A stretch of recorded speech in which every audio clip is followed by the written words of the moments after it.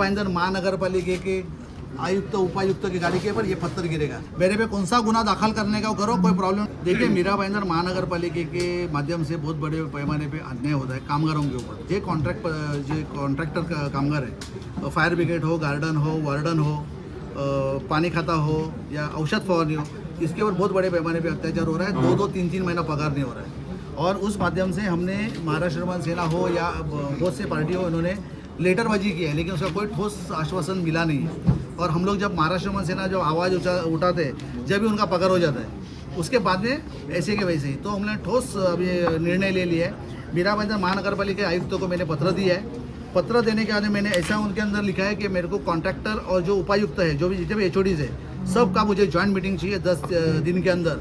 अगर 10 दिन के अंदर मुझे मिला नहीं, अनेक आवाज़ उठाने के बाद में भी अगर आप कोई ठोस उसके ऊपर कार्रवाई नहीं करते, 10 तारीख को पगार नहीं करते, तो मीरा भाईंदर महानगरपालिका के आयुक्त उपायुक्त की गाड़ी के ऊपर ये पत्थर गिरेगा। ये आपको मैं बोल के रखता हूँ। और ये पत्थर आप देख रहे हैं, रखना ऑन रिकॉर्ड बात कर रहा हूँ। मेरे पे कौन सा गुना दाखिल करने का करो, कोई प्रॉब्लम नहीं, लेकिन कामगारों के हित के लिए मैं कोई भी कदम उठा सकता हूँ। आज फायर ब्रिगेड के अंदर बहुत बड़े पैमाने पे भ्रष्टाचार है।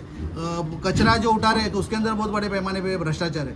डंपिंग स्टेशन के ऊपर उसका कोई तालमेल नहीं है, न उधर CCTV फुटेज है, न कुछ है। बहुत बड़े पैमाने पे कितना टन कचरा आ रहा है, वो सब बहुत बड़े पैमाने पे आज वहाँ पे कामगार काम कर रहे हैं, लेकिन उनको 2-2, 3-3, 4-4 महीना पगार नहीं मिलता है। मैं आपके माध्यम से कहना चाहता हूँ, 10 दिन के अंदर मुझे टाइम नहीं दिया तो ये पत्थर आयुक्त उपायुक्त की गाड़ी पे गिरेगा। और ये संदेश जाना चाहिए पूरे महाराष्ट्र में। देवेंद्र फडणवीस साहब हो, एकनाथ शिंदे साहब हो, अजित पवार साहब हो, इनको मैं विनंती करना चाहता हूँ आपके माध्यम से कि ये पगार अगर टाइम पे अगर आप नहीं दोगे तो ये अधिकारियों का जिसने आप लोग जो चला रहे हो उसके ऊपर ये पत्थर गिरेगा महाराष्ट्र में सेना की तरफ से। और मेरे पे कौन सा भी गुना दाखिल होने दो, मैं तैयार हूँ 2 दिन, 10 दिन, 25 दिन के जेल में जाने के लिए।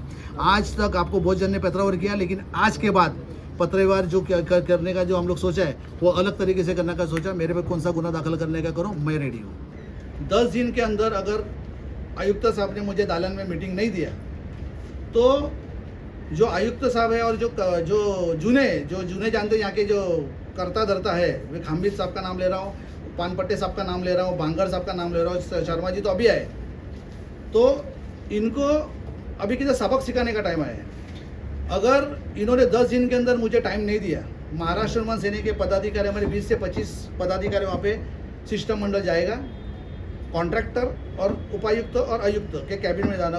अगर मुझे उन्होंने 10 दिन के अंदर टाइम नहीं दिया तो ये जो पत्थर है, ये पत्थर के ऊपर मैंने नाम लिखा है MBMC, यही पत्थर उसके 10 दिन के अंदर कोई भी उपायुक्त के आयुक्त के गाड़ी पे गिरेगा।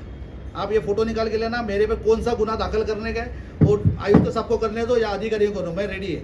अगर मैं कुछ गलत कर रहा हूँ, अगर मांग के मिलने रहे, अगर वर्कर लोग को 2-2, 4-4 महीना पगार नहीं है, PF नहीं है, ESIC नहीं है, अगर PF नहीं भरते तो उसके ऊपर फौजदारी गुना दाखिल होना चाहिए। क्रिमिनल ऑफेंस है। क्रिमिनल ऑफेंस होने के बाद में भी अगर नगर पालिका चुप है तो सब अधिकारी मिले हुए, उसके अंदर सब भ्रष्ट अधिकारी मिले हुए। तो मैं अधिकारियों को चेतावनी देता हूँ इस माध्यम से, अगर आपको इससे बचना है तो मेरे सामने बैठो और कट टू कट बात करो। मैं ट्रेड यूनियन का लीडर हूँ, मैं दूसरे लीडर का जैसा लॉ का मुझे मालूम नहीं, ऐसा नहीं है।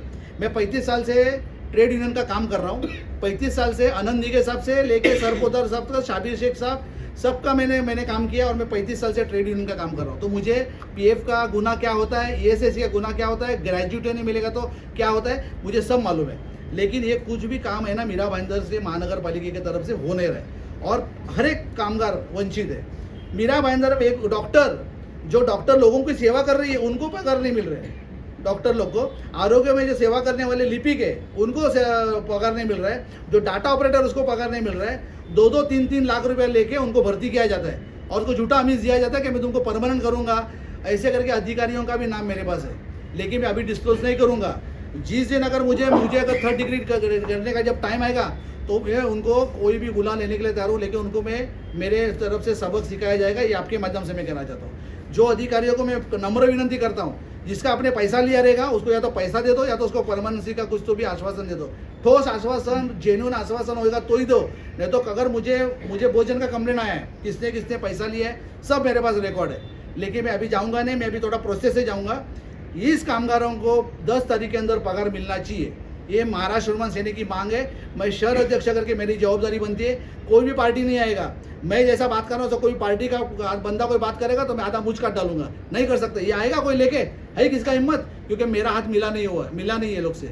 मेरा आज जिस दिन मिलेगा ना उस दिन मैं ये भाषा नहीं करूँगा आपके साथ में।